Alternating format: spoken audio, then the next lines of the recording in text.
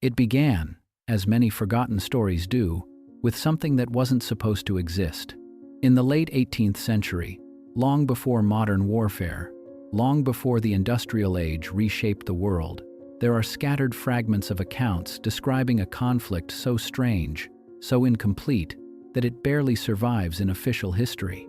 The year is 1791. Across vast stretches of land, once labeled on maps as Tartaria, something catastrophic unfolds. Entire settlements vanish. Cities are reduced to silence. And those who lived through it describe something that doesn't sound like war at all. They speak of an enemy that did not behave like any army. Not Russian, not Chinese, not Mongol, something else. Something they struggled to even describe. And perhaps that's why, today, almost no one remembers it. Because whatever happened wasn't meant to be understood. If you go back and examine maps printed before the 1800s, you'll notice something strange. Across Northern Asia, Central Asia, and parts of Eastern Europe, a name appears again and again: Tartaria. Not as a single defined country, but as a massive, vaguely understood region, stretching across continents. Cartographers labeled it, travelers referenced it, yet no clear political structure was ever universally agreed upon. It was as if Tartaria was both everywhere and nowhere at the same time. And then, almost suddenly, the name begins to disappear. By the early 19th century, Tartaria is gone from maps, replaced by modern nations, divided borders, and a much more organized version of history. But that transition, it wasn't gradual. It was abrupt, almost as if something forced the change. Travel journals from earlier centuries describe cities in these regions that shouldn't have existed the way they did. Structures built with precision, symmetry, and scale that rivaled the greatest European capitals, yet located in remote areas far from known centers of power. Some accounts mention vast road systems, complex irrigation, and architecture that seemed ahead of its time. But when modern historians revisit these locations, the continuity is broken. Cultures appear to reset, populations shift, entire identities vanish without clear explanation. And that's where the questions begin. Because civilizations don't just disappear without leaving a trace, unless something disrupts them completely. By the late 1700s, something begins to change. Reports become darker. Fragmented military records hint at campaigns deep within these territories, but the details are inconsistent. Some describe standard conflicts, territorial disputes, expansion, consolidation, but others, they don't match. There are references to scorched lands where no opposing army was ever identified. Villages abandoned, not from invasion, but from something approaching, something unseen. Soldiers wrote of encounters that made no sense, figures moving across the horizon in unnatural formations, opponents that did not react to injury the way humans do. Some accounts claim that conventional weapons seemed ineffective, as if they were fighting something that didn't fully exist in the same way they did. One particular account, often dismissed or ignored, describes a detachment sent into a region marked only as Eastern Tartary. They expected resistance. Instead, they found silence. Entire settlements empty. Belongings left behind, as if people had vanished mid-movement. No signs of struggle, no bodies, just absence. And then, at night, they reported movement. Not organized troops, not identifiable enemies, but shapes indistinct, shifting, impossible to track. By morning, fewer soldiers remained, and those who survived refused to describe what they saw in detail. Not because they couldn't, but because they wouldn't. And then, just as suddenly as it began, the records stop. Documentation fades. Military reports become sanitized, stripped of anything unusual. Official history continues forward as if nothing extraordinary happened. Borders are redrawn. Territories are renamed. Tartaria, once a massive presence on maps, is quietly erased. And in its place, a cleaner, simpler narrative emerges. Nations rise.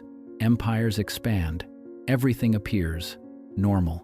But only if you don't look too closely. So what actually happened in 1791? The answer depends entirely on which fragments you choose to believe. Some argue that this was nothing more than a series of geopolitical conflicts, poorly documented and later reorganized to fit a more coherent historical timeline. Wars happen, records get lost, empires rewrite history. It's not unusual. But that explanation struggles to account for the scale of disappearance, the uniformity of erased identity, and the strange consistency of eyewitness descriptions that don't align with conventional warfare. Others suggest something more natural, though no less catastrophic, a widespread environmental disaster. Perhaps a series of events, disease, famine, extreme climate shifts that devastated populations and led to mass abandonment. In this scenario, the strange accounts are simply the result of fear, confusion, and psychological stress. When people face the unknown, they often interpret it in ways that feel supernatural. But again, this doesn't fully explain the architectural anomalies, the sudden redrawing of maps, or the persistent references to something present during these events. And then there is the theory that many dismiss outright, yet can't entirely disprove. The idea that whatever occurred in Tartaria in 1791 was not a war between nations, but a confrontation with something unknown. Not necessarily alien in the modern sense, but something that did not fit within human understanding at the time. Something that moved differently, reacted differently, and perhaps existed alongside humanity without being fully seen, until it was forced into the open. According to this theory, the war wasn't just about territory. It was about containment, about control, about ensuring that whatever was encountered didn't remain part of the world that followed. There are even those who believe it was neither a natural disaster nor an external entity, but something humanity itself created. An early form of technology, far more advanced than we assume existed at the time. A weapon, an experiment, something that went wrong, and in the aftermath, the only solution was to erase it. Not just the event, but the entire context surrounding it. The cultures, the maps, the names. Everything tied to Tartaria had to disappear, so that whatever happened there could never be reconstructed. What makes this story so difficult to dismiss entirely is not any single piece of evidence, but the pattern. The way maps change almost overnight, the way architecture appears out of place and time, the way entire populations seem to lose continuity. And most of all, the way history moves forward without ever acknowledging that something unusual took place. It's not just what we see in the records, it's what we don't see. Because history, when it's incomplete, doesn't always leave obvious gaps.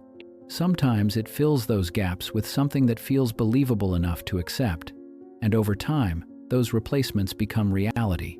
But every so often, fragments remain. Contradictions, inconsistencies, stories that don't quite fit. And when enough of those fragments begin to align, they form a question that becomes harder and harder to ignore. What if Tartaria wasn't just a misunderstood region, but something more complex? What if the events of 1791 weren't just a forgotten conflict, but a turning point?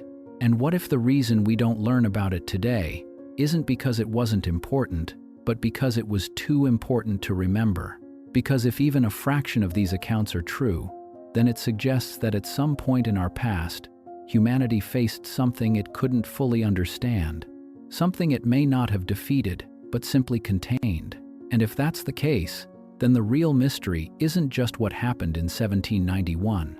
It's whether whatever was encountered back then is truly gone.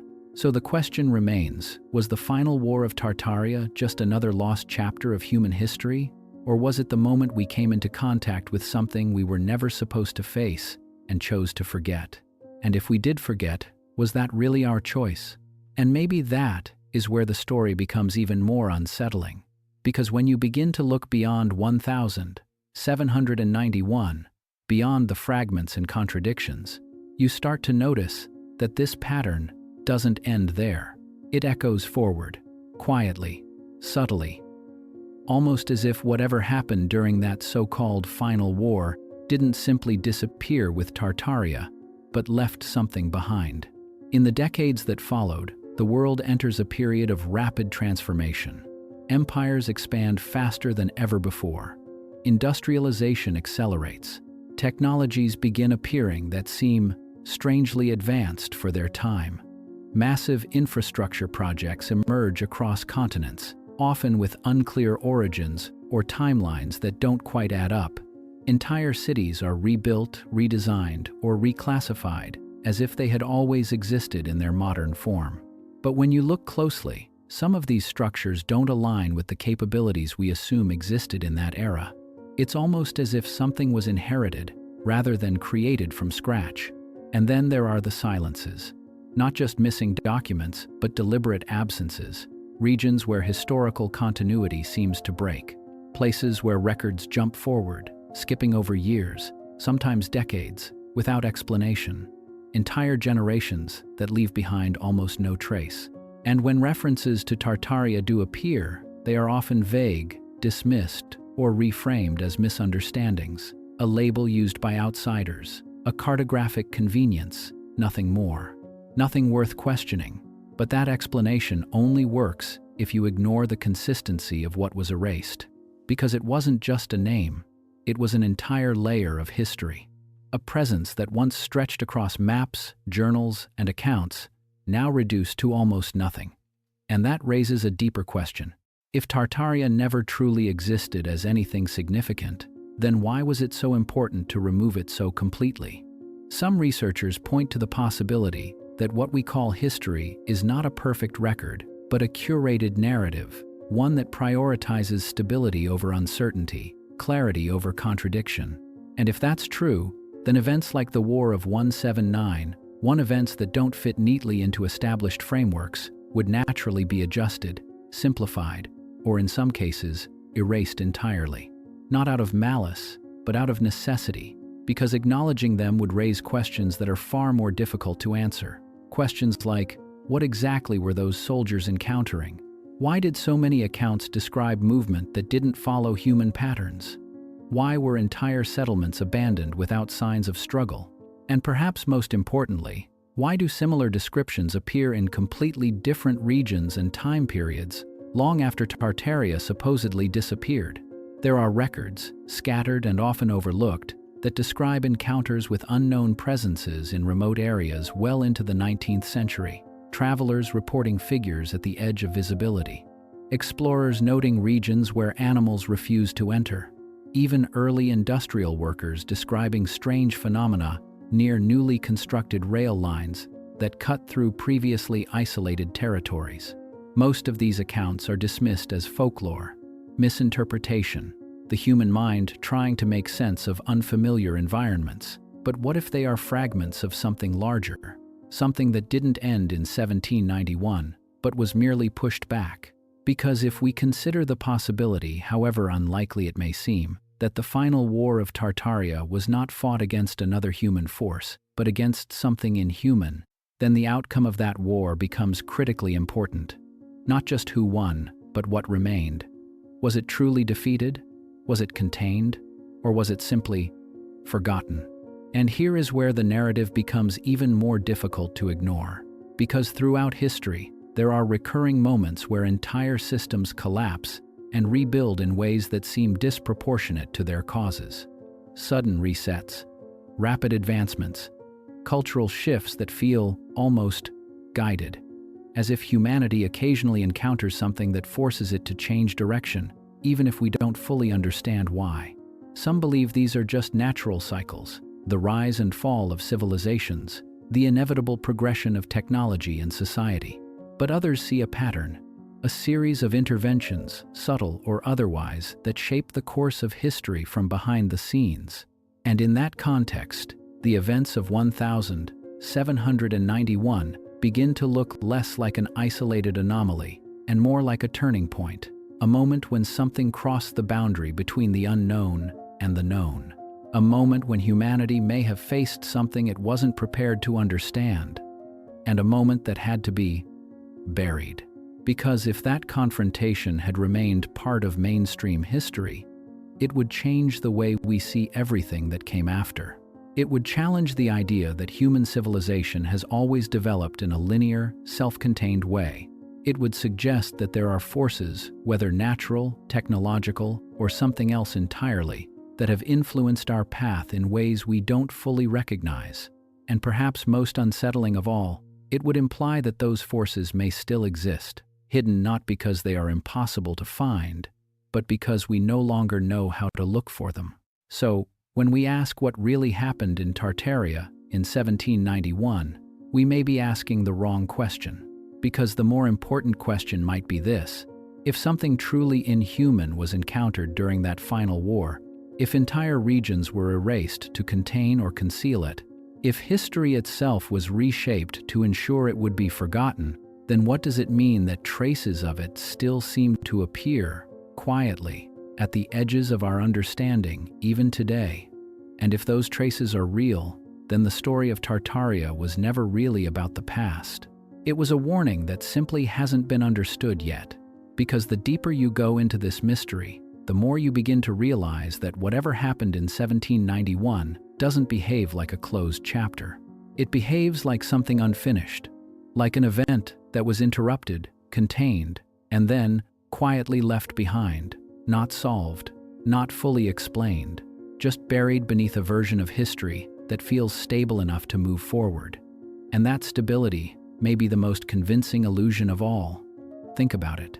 If an entire region could vanish from maps, if cultures could lose continuity, if records could be rewritten so completely that future generations wouldn't even know what was missing, then how would we recognize it happening again? Would we even notice? Or would it simply appear as progress, as modernization, as the natural evolution of society? Because history doesn't always erase things by deleting them. Sometimes it replaces them. It overlays new narratives on top of old ones, until the original becomes impossible to see. And if that's what happened to Tartaria, then what we're left with today isn't just a gap in history, it's a reconstruction. A version of events designed to feel complete, even if it isn't. And yet, despite all of that, there are still inconsistencies that refuse to disappear. Architectural remnants that don't match the timelines we've been given. Cities that seem to appear fully formed, without clear stages of development. Technologies that emerge suddenly, without the gradual progression we would expect. Each one, on its own, can be explained away, but together they form a pattern, one that suggests something was either lost or inherited. And if it was inherited, then the question becomes even more complex. Inherited from who? Or from what? Because if the Final War of Tartaria was indeed fought against something, inhuman something, that did not belong within the boundaries of conventional history, then it raises the possibility that whatever was encountered didn't simply disappear when the war ended. It may have left behind knowledge, structures, or even influences that shaped what came next. Not in obvious ways, but in subtle ones. The kind that integrate so seamlessly into human progress that we never stop to question their origin. And that leads to a thought that is difficult to ignore once it takes hold. What if the aftermath of that war wasn't just about erasing the past, but about controlling the future? Because controlling what people remember is one thing, but controlling what they believe has always existed, that's something else entirely. That's how you reshape reality itself, not by force, but by perception. By ensuring that certain ideas never even enter the conversation. And if that was the goal, then it worked. Because today, the idea of Tartaria is often dismissed as myth, misunderstanding, or fringe speculation. The War of 1791 is barely acknowledged, let alone questioned. And the possibility that something inhuman was ever involved is treated as fiction, as imagination, as something that belongs in stories, not in history. But what if that reaction is exactly what allows the mystery to remain hidden? What if the line between history and fiction is not as clear as we've been taught to believe? Because the truth is, we don't need to prove that every detail is accurate for the question itself to matter. The inconsistencies exist. The gaps are real. The patterns are there for anyone willing to look closely enough. And once you see them, it becomes difficult to go back to the assumption that everything we've inherited about the past is complete. And maybe that's the point. Maybe the Final War of Tartaria isn't something we're supposed to solve, but something we're supposed to question. A reminder that history is not just a record of what happened, but a reflection of what was chosen to be remembered. And that sometimes, the most important events are the ones that leave the smallest trace. Because if a war was fought against something inhuman, and if that war reshaped the world in ways we still don't fully understand, then the real mystery isn't just what happened back then. It's whether the consequences of that event are still shaping the world we live in now. So the next time you look at a map, or a city skyline, or a piece of history that feels just a little too clean, a little too complete, ask yourself this: are we looking at the world as it truly developed? Or are we looking at what remained after something was deliberately removed? And if something was deliberately removed, then the silence we inherit today might not be empty at all. It might be the loudest clue we have. Because silence, in history, is rarely accidental. Entire wars don't just vanish. Entire civilizations don't simply fade without resistance, without memory, without aftermath. There are always stories, always scars, always something left behind, unless those traces are intentionally suppressed, fragmented, or reframed until they no longer resemble what they once were. And that brings us back to 1791, not as a single moment, but as a fracture point, a place where something disrupted the continuity of an entire region so completely that everything before it had to be disconnected from everything after it. Not gradually, but abruptly, almost surgically. Because when you compare pre-1800 accounts to what follows, the contrast is difficult to ignore.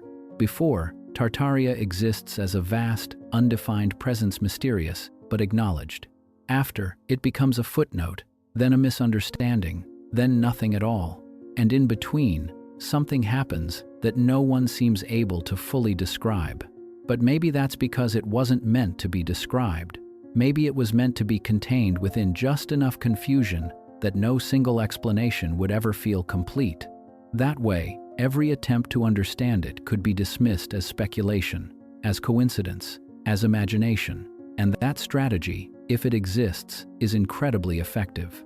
Because here we are, centuries later, still trying to piece together fragments that refuse to align into a clear picture. Still debating whether Tartaria was real, whether the War of 1791 even mattered, whether any of the more unusual accounts should be taken seriously. And in doing so, we remain divided, uncertain, unable to reach a conclusion that would force us to rethink the foundations of what we know. But what if the lack of conclusion is the conclusion? What if the contradictions themselves are the evidence? Because when multiple sources, from different regions and perspectives, all point towards something that doesn't fit, something unnatural, something unexplained, that consistency becomes difficult to ignore. Not because it proves a specific theory, but because it suggests that something did happen, even if we can't define exactly what it was.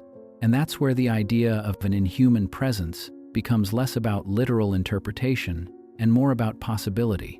Not necessarily creatures or entities in the way we imagine them today, but something outside the framework of normal human experience at the time.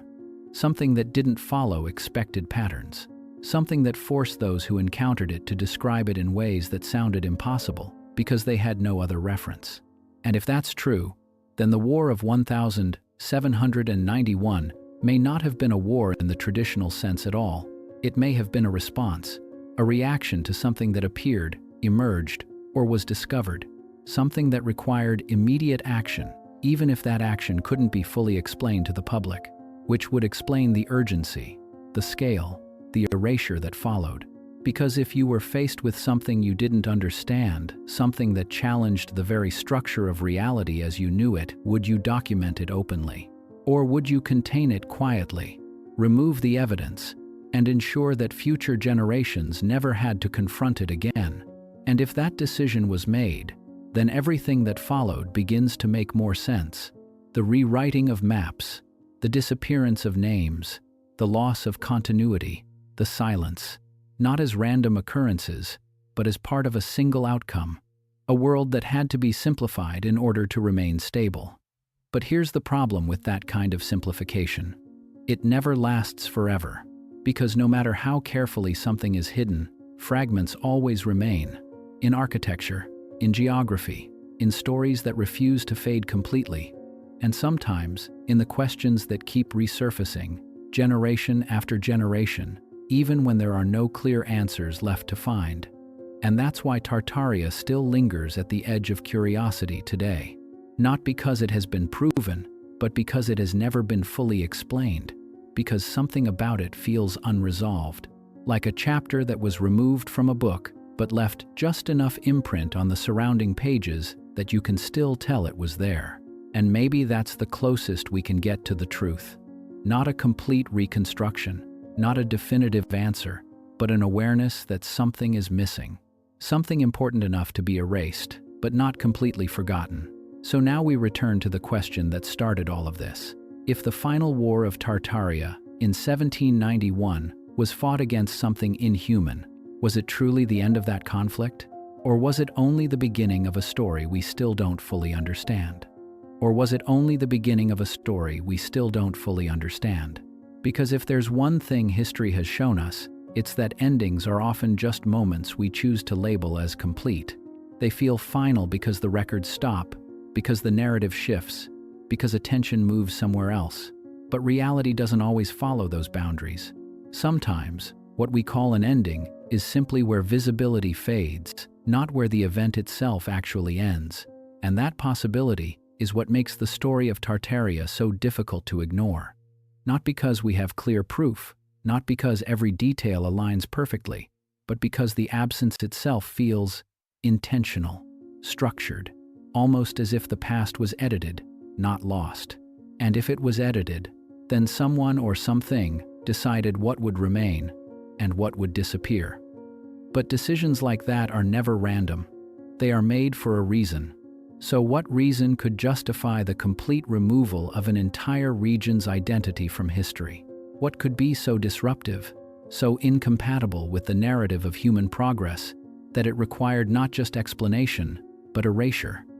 Because wars, no matter how devastating, are usually remembered. Even the most chaotic conflicts leave behind names, dates, heroes, villains. They become part of the story we tell ourselves about who we are. But this feels different. This feels like something that didn't fit into that story at all. Something that couldn't be framed as victory or defeat because it challenged the idea of control itself. And that's where the idea of an inhuman presence becomes more than just speculation. It becomes a way to describe something that defies categorization, something that didn't operate within the same rules, something that may not have been an enemy in the traditional sense, but a forcing anomaly that disrupted everything it touched. Because think about how those early accounts describe it. Movement that didn't follow patterns, resistance to weapons that should have been effective, silence where there should have been chaos, absence where there should have been bodies. These aren't just exaggerated war stories. They're descriptions of something that didn't behave like any known human force. And when people encounter something they can't explain, they don't invent consistency. They struggle. Their accounts become fragmented, uncertain, filled with hesitation. And that's exactly what we see in the few surviving references to 1791. Not clear narratives, but broken impressions. As if even those who experienced it couldn't fully process what they were witnessing. Which raises another question. What if the reason those accounts feel incomplete is because they are? Not just because they were censored, but because they were never fully understood in the first place. Because if humanity encountered something beyond its current level of knowledge, something that didn't fit into existing frameworks, then the response wouldn't be clarity. It would be confusion, fear, attempts to contain and simplify something that couldn't easily be explained. And over time, that simplification would become the official version of events. A version that removes the uncertainty, the contradiction, the elements that don't make sense, not because they weren't real, but because they were too difficult to integrate into a coherent story. And that's how something extraordinary becomes invisible, not by being hidden completely, but by being reshaped into something ordinary. So maybe the Final War of Tartaria wasn't erased because it didn't matter. Maybe it was erased because it mattered too much. Because it represented a moment when humanity came face to face with something that challenged its understanding of reality itself. And instead of preserving that moment, we Chosor were forced to move past it, to build a new narrative that felt safer, more stable, more human. But the cost of that stability may have been awareness. Because if something like that did happen, if there was a confrontation with something inhuman, something beyond our ability to fully comprehend, then choosing to forget it doesn't mean it never existed. It just means we're no longer prepared to recognize it. And that's where the story becomes less about the past and more about the present. Because whatever patterns we see in 1791 erasure, reconstruction, silence, those same patterns can exist in any era. They don't belong to a specific time. They are methods, processes, ways of managing events that don't fit into accepted frameworks. So the real question isn't just whether Tartaria was real or whether the war was fought against something inhuman. The real question is this: if something like that were to happen again, would we even know?